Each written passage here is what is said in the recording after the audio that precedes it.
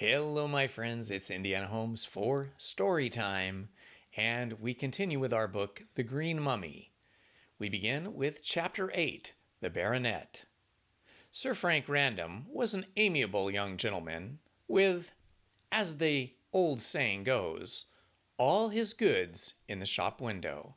Fair-haired and tall, with a well-knit athletic figure, a polished manner, and a man-of-the-world air, he strictly resembled the romantic officer of Bow Bells, Family Herald, Young Ladies' Journal fiction. But the romance was all in his well-groomed looks, as he was as commonplace as a Saxon could be met with a day's march. Fond of sport, attentive to his duties as artillery captain, and devoted to what is romantically known as the fair sex. He sauntered easily through life, very well contented with himself and with his agreeable surroundings. He read fiction when he did read, and those weekly papers devoted to sport. Troubled his head very little about politics, save when they had to do with a possible German invasion, and was always ready to do anyone a good turn. His brother officers declared that he was not half a bad sport, which was high praise from the usually reticent serviceman. His capacity may be accurately gauged by the fact that he did not possess a single enemy, and that everyone spoke well of him. A mortal who possesses no quality likely to be envied by those around him is certain to belong to the rank and file of humanity. But these unconsidered units of mankind can always console themselves with the undoubted fact that mediocrity is invariably happy. Such a man as Random would never set the Thames on fire, and certainly he had no ambition to perform that astounding feat. He was fond of his profession and intended to remain in the army as long as he could. He desired to marry and beget a family and retire, when set free from soldiering, to his country seat, and there perform blamelessly the congenial role of a village squire, until called upon to join the respectable corpses in the Random vault. Not that he was a saint, or ever could be one, neither black nor white, he was simply gray, being an ordinary mixture of good and bad. As theology has provided no hereafter for gray people, it is hard to imagine where the bulk of humanity will go. But doubts on this point never troubled Random. He went to church, kept his mouth shut, and his pores open, but vaguely believed that it would be all right somehow. A very comfortable, if superficial, philosophy indeed. It can easily be guessed that Random's somewhat colorless personality would never attract Lucy Kendall, since the hues of her own character were deeper. For this reason, she was drawn to Hope, who possessed that aggressive artistic temperament, where good and bad are in violent contrast. Random took opinions from books or from other people, and his mind, like a looking glass, reflected whatever came along. But Hope possessed opinions of his own, both right and wrong, and held to these in the face of all verbal opposition. He could argue, and did argue, when Random simply agreed. Lucy had similar idiosyncrasies, inherited from a clever father, so it was just as well that she preferred Archie to Frank. Had the latter young gentleman married her, he would have dwindled to Lady Random's husband, and would have found too late that he had domesticated a kind of imitation George Eliot. When he congratulated Archie on his engagement somewhat ruefully, he little thought what an escape he had. But Professor Braddock, who did not belong to the Grey tribe, knew nothing of this, as his Egyptological studies did not permit him time to argue on such commonplace matters. He therefore failed in advance, when he set out to persuade Random into renewing his suit. As the fiery little man afterwards expressed himself, I might as well have talked to a mollusk, for Random politely declined to be used as an instrument to forward the professor's ambition at the cost of Miss Kendall's unhappiness. The interview took place in Sir Frank's quarters at the fort on the day after Harvey had called to propose a search for the corpse. And it was during this interview that Braddock learned something which startled and annoyed him. Random, at 3 o'clock, had just changed into Mufti when the professor was announced by his servant. Braddock, determined to give his host no chance of denying himself, followed close on the man's heels, and was in the room almost before Sir Frank had read the card. It was a bare room, sparsely furnished according to the War Office's idea of comfort, and although the baronet had added a few more civilized necessities, it still looked somewhat dismal. Braddock, who liked comfort, shook hands carelessly with his host and cast a disapproving eye on his surroundings. Dog kennel, grumbled the polite professor. Bare desolation like a damned dungeon. You might as well live in the Sahara. It would certainly be warmer, replied Random, who knew the scientist's snappy ways very well. Take a chair, sir. Hard as bricks, confound it. Hand me over a cushion. There, that's better. No, I never drink between meals, thank you. Smoke? Hang it, Random. You should know by this time that I dislike making a chimney of my throat. There, don't fuss. Take a seat and listen to what I have to say. It's important. Poke the fire, please. It's cold. Random placidly did as he was told, and then lighted a cigar and sat down quietly. I'm sorry to hear of your trouble, sir. Trouble? What particular trouble? The death of your assistant. Oh, yes, silly young ass. Silly of him to get killed. Lost my mummy, too. There's trouble, if you like. The green mummy? Random looked into the fire. Yes, I have heard of the green mummy. I should think you have, snapped Braddock, warming his plump hands. Every penny a liner has been talking about it. When did you return? On the same day that the steamer with the mummy on the board arrived, was Random's odd reply. The professor started suspiciously. I don't see why you should date your movements by my mummy, he retorted. Well, I had a reason in doing so. What reason? The mummy. What about it? Do you know where it is? Braddock started to his feet and looked eagerly at the calm face of his host. No, I wish I did. How much did you pay for it, Professor? What's that to you? Snapped the other, resuming his seat. Nothing at all, but it is a great deal to Don Pedro de Gallegos. And who the deuce is he? Some Spanish Egyptologist? I don't think he's an Egyptologist, sir. He must be, if he wants my mummy. You forget, Professor, the green mummy comes from Peru. Who denied that it did, sir? You are illogical, infernally so. The little man rose and straddled on the hearthrug with his back to the fire and his hands under his coat-tails. Now, sir, he said, glaring at the young man like a schoolmaster, what the deuce are you talking about? Out with it, no evasion. Oh, hang it, Professor. Don't jump down my throat, spurs and all, said Random, rather annoyed by this dictatorial tone. I never wear spurs. Go on, sir, and don't argue. Sir Frank could not help laughing, although he knew that it was useless to induce Braddock to be civil. Not that the professor meant to be rude, especially as he desired to conciliate Random, but long years of fighting with other scientists and of having his own scientific way had turned him into a kind of schoolmaster, and everyone knows that they are the most domineering of the human race. It's a long story, said the baronet, with a shrug and a smile. Story? What story? That which I am about to tell you. And then, Random began hurriedly, so as to prevent further arguments of an unprofitable kind, I was at Genoa with my yacht, and there stopped on the shore at Casabianca. What place is that? A hotel.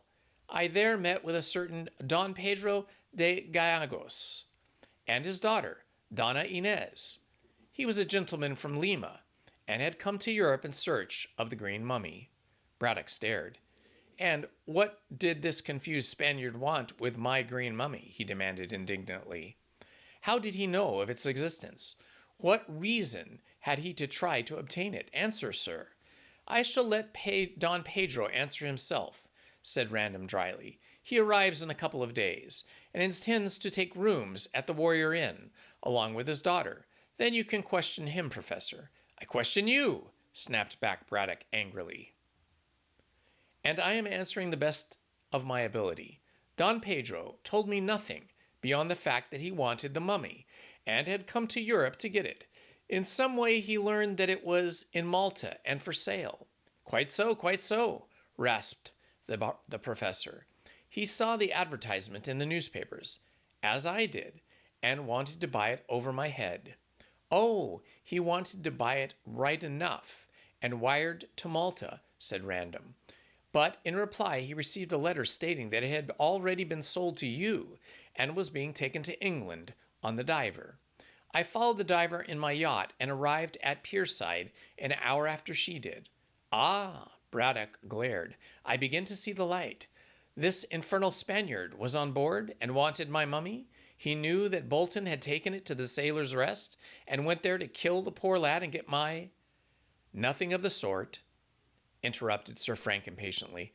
Don Pedro remained behind in Genoa, intending to write and ask if you would sell him the mummy. I wrote and told him of the murder of your assistant, and related all that had happened.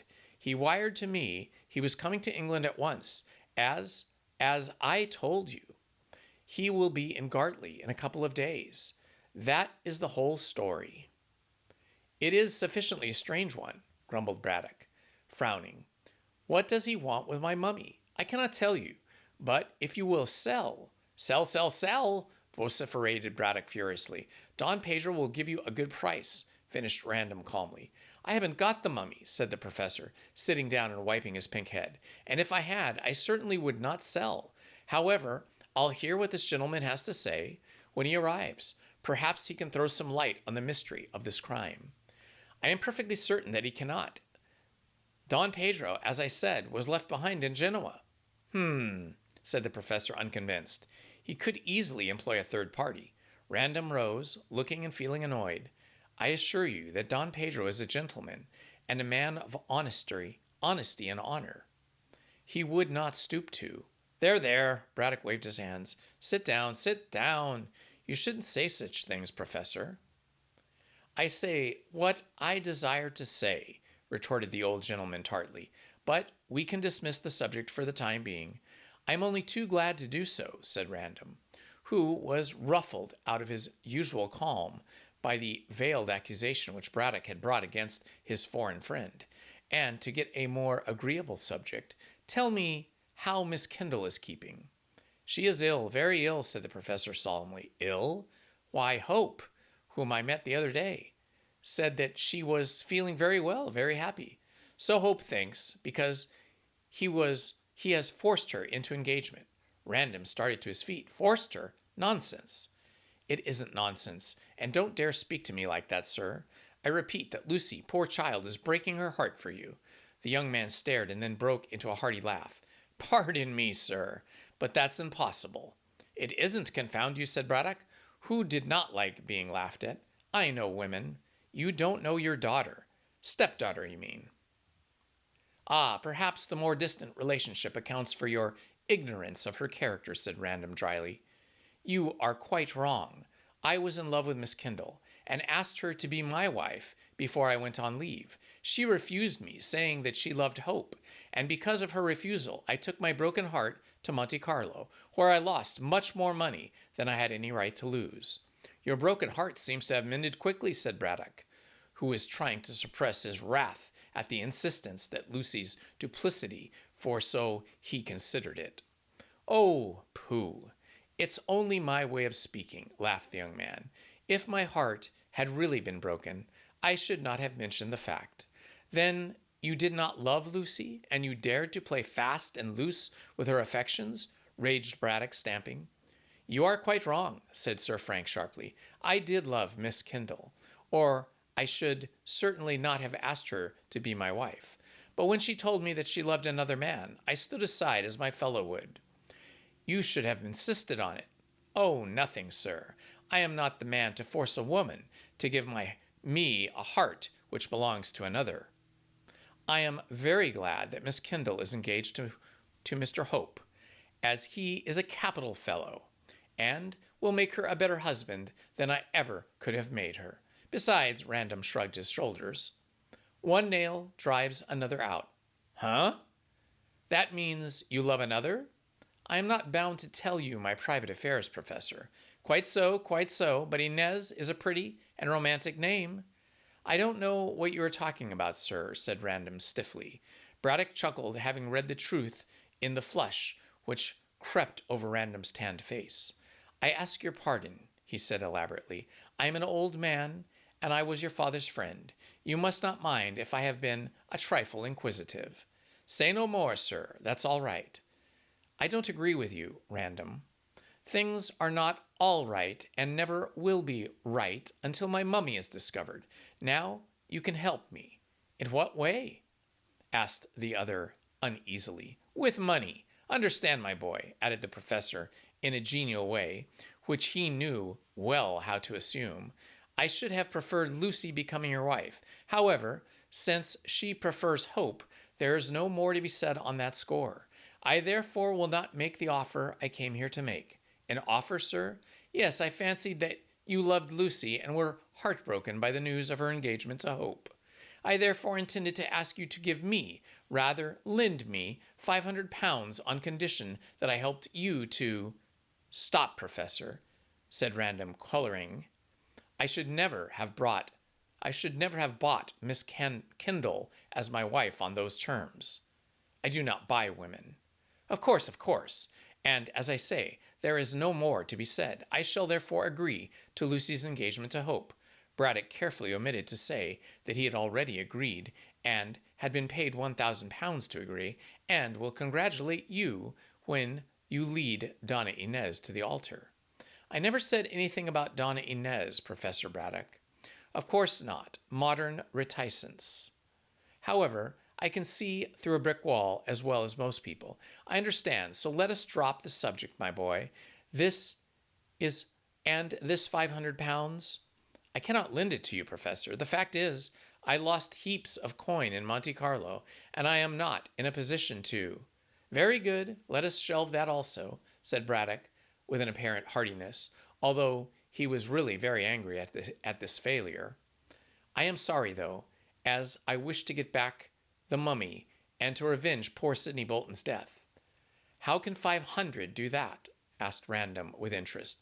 Well, drawled the professor, with his eyes on the young man's attentive face, Captain Hervey of the Diver came to me yesterday and proposed to search for the assassin and his plunder on condition that I paid him £500.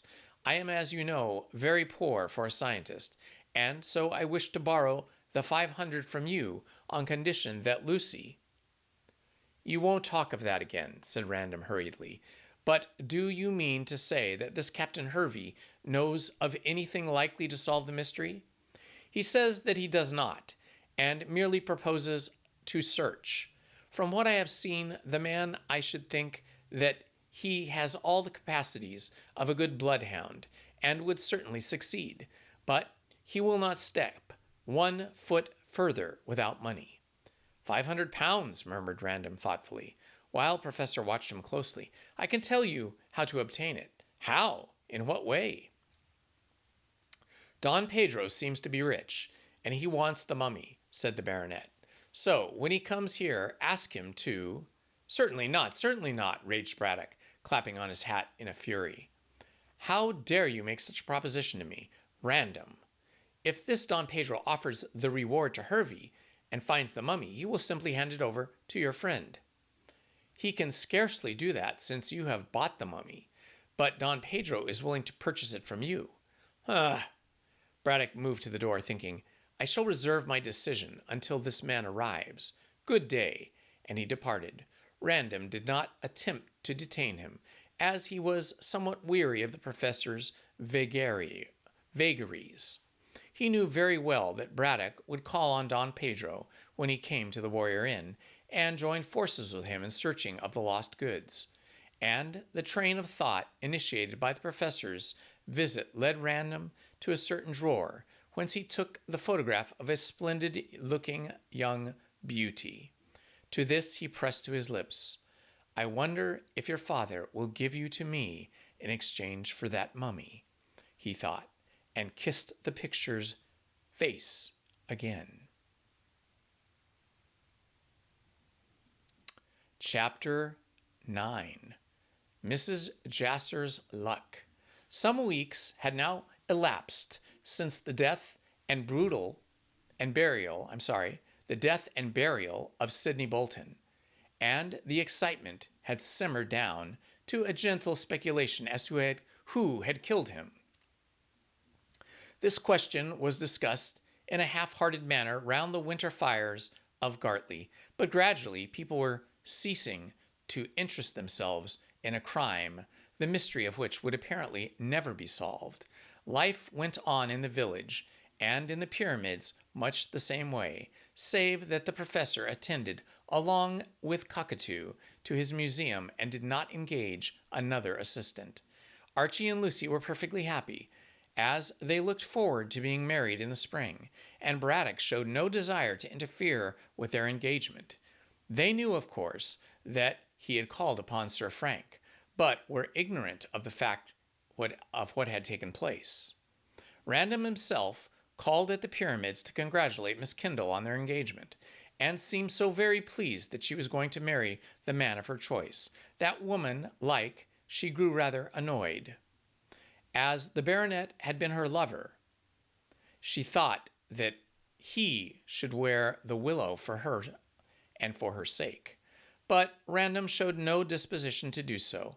Therefore, Lucy shrewdly guessed that his broken heart had been mended by another woman.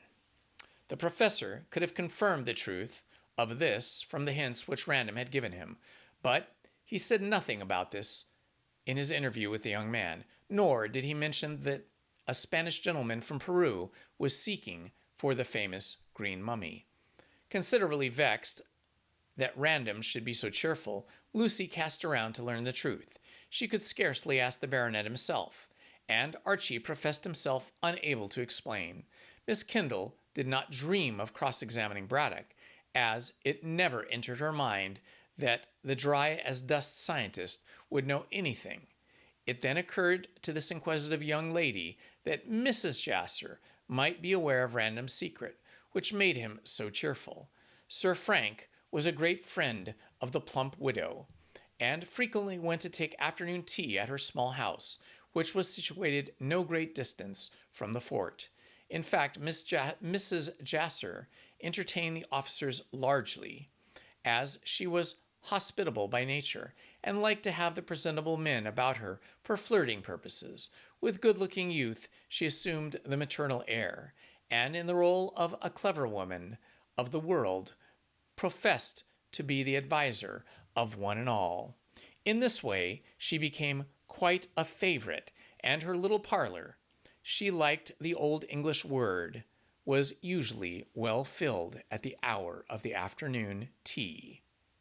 Twice already Lucy called on Mrs. Jasser after the commotion caused by the crime, as she wished to speak to her about the same, but on each occasion the widow proved to be absent in London. However, the third visit proved to be more lucky, for Mrs. Jasser was at home and expressed herself happy to see the girl. "So good of you to come and see my little wooden hut," said the widow, kissing her guest. And Mrs. Jasser's cottage really was a little wooden hut, being what was left of an old-fashioned farmhouse built before the Stone Age. It lay on the verge of the marshes in an isolated position, and was placed in the middle of a square garden, protected from the winter floods by low stone walls, solidly built, but of no great height. The road to the fort ran past the front part of the garden, but behind the marshes spread towards the embankment, which cut off the view of the Thames. The situation was not ideal, nor was the cottage, but the money was scarce with Mrs. Jasser, and she obtained the whole place at a surprisingly small rental. The house and grounds were dry enough in summer, but decidedly damp in winter. Therefore, the widow went to a flat in London as a rule for the season of frogs. But this winter she made up her mind. She told Lucy to remain in her little castle and brave the watery horrors of the marshes. "I can always keep fires burning in every room," said Mrs. Jasser, when she had removed her guest's hat and settled her for a confidential talk on the sofa. "And after all, my dear, there is no place like home." The room was small, and Mrs. Jasser was small, so she suited her surroundings excellently. Also, the widow had good taste to furnish it sparsely, instead of crowding it with furniture. But what furniture there was could not be improved upon.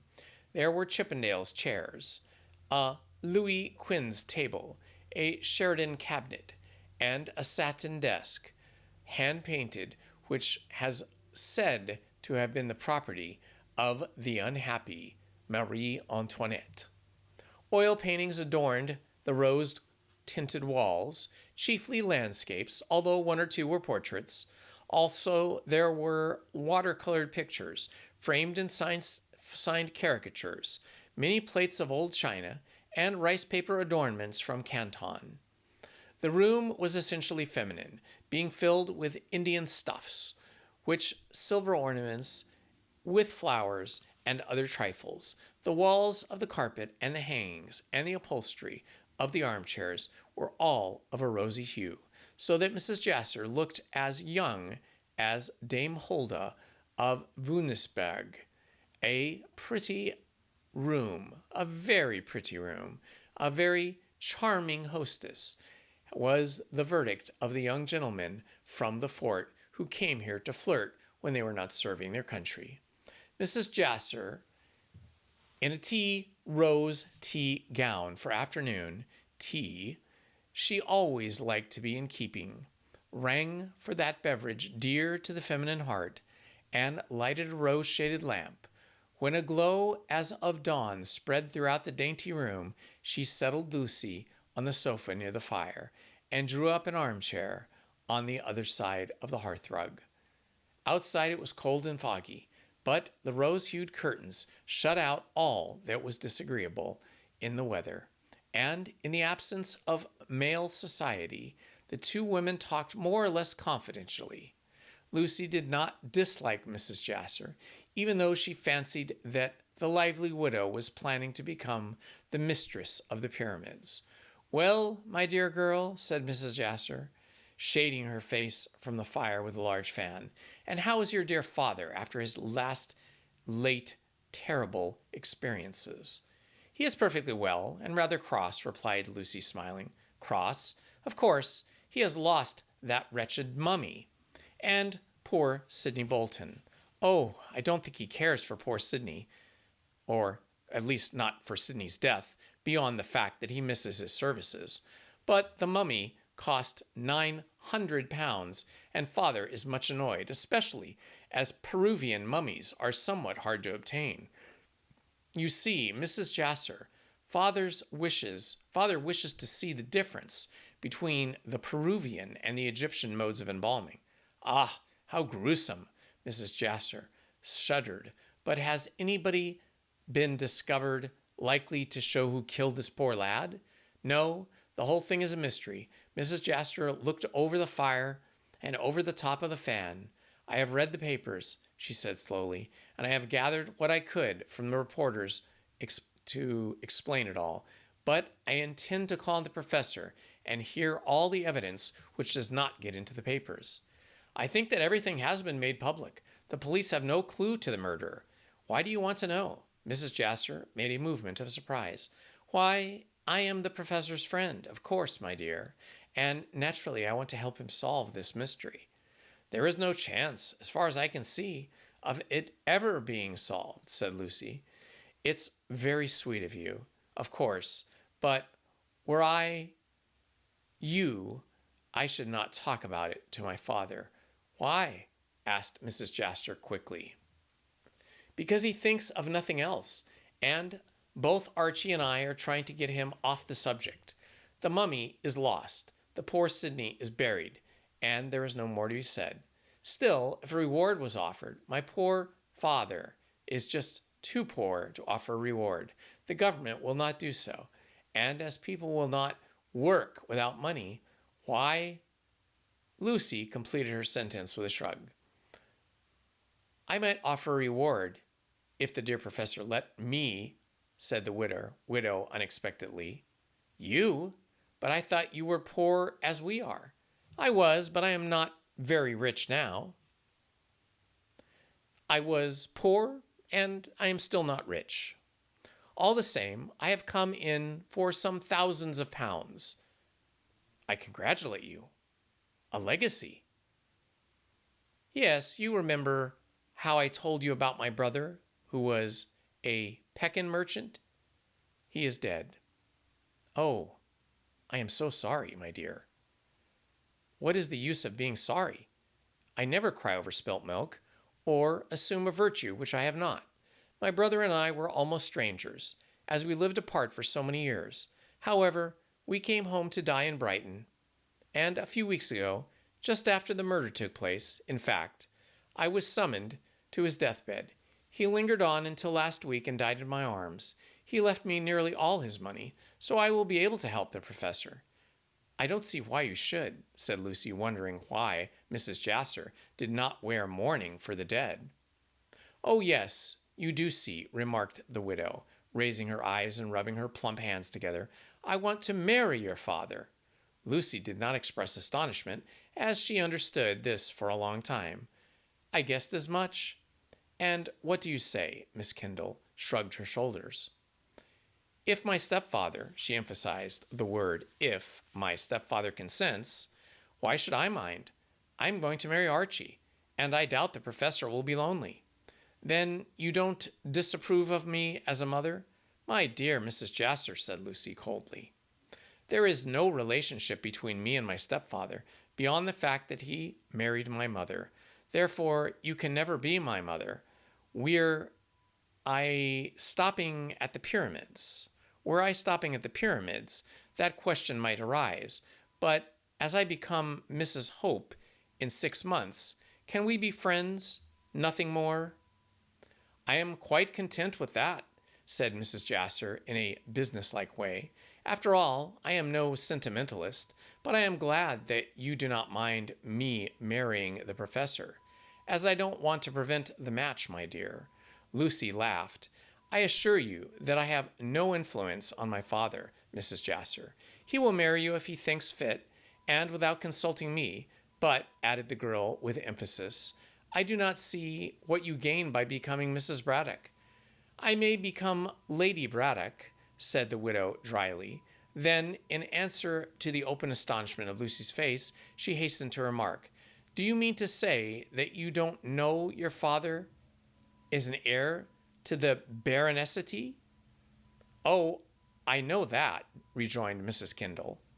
I'm sorry. The professor's brother, Sir Donald Braddock, is an old man and unmarried. If he dies without heirs, as it seems likely, the professor will certainly take the title.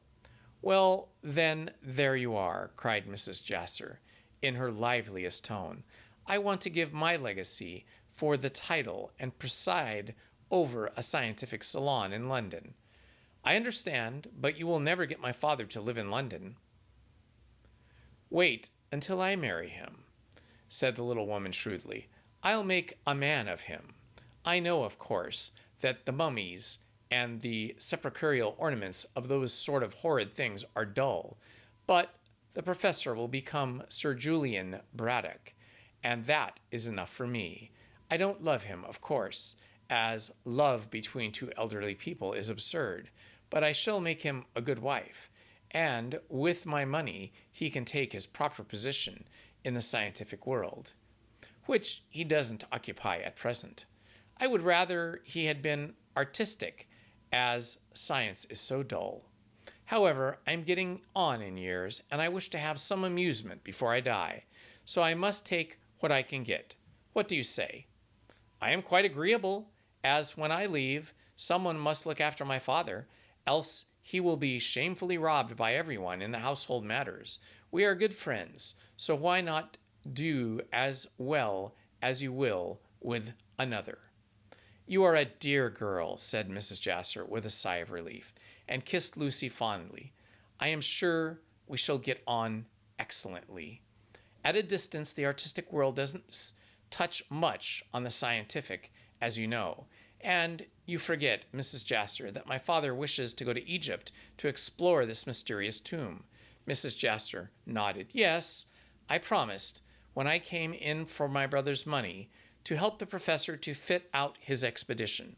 But it seems to me that money will be better spent in offering a reward so that the mummy can be found. Well, said Lucy, laughing, you can give the professor his choice. Before marriage, not after. He needs to be managed like all men. You will not find him easy to manage, said Lucy dryly. He is a very obstinate man, and quite feminine in his persistency. I recognize that he is a difficult character, and between you and me, my dear, I should not marry him but for the title.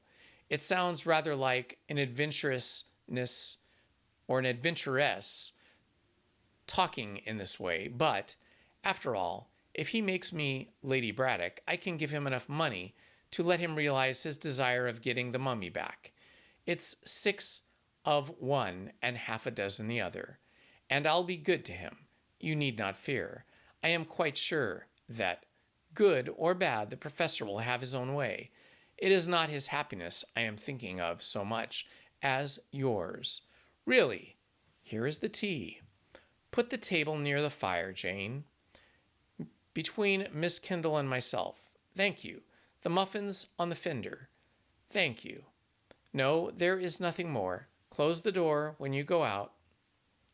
The tea equipage having been arranged, Mrs. Jasser poured out a cup of souchong and handed it to her guest, resuming the subject of her proposed marriage. Meanwhile, I don't see why you should be anxious about me, dear. I am quite able to look after myself. The professor seems to be kind-hearted enough. Oh, he is kind-hearted when he gets his own way. Give him his hobby, and he will never bother you. But he won't live in London, and he will not consent to the salon you wish to institute. Why not? It means fame to him. I shall gather round me all the scientists of London and make my house a center of interest. The professor can stop in his laboratory if he likes. As his wife, I can do all that is necessary. Well, my dear, Mrs. Jasser took a cup of tea. We need not talk of the subject any more. You do not disapprove of my marriage with your stepfather, so you can leave the rest to me. If you can arrange me a hint of how to proceed to bring about this marriage, of course, I am not above taking it. Lucy glanced down at the tea.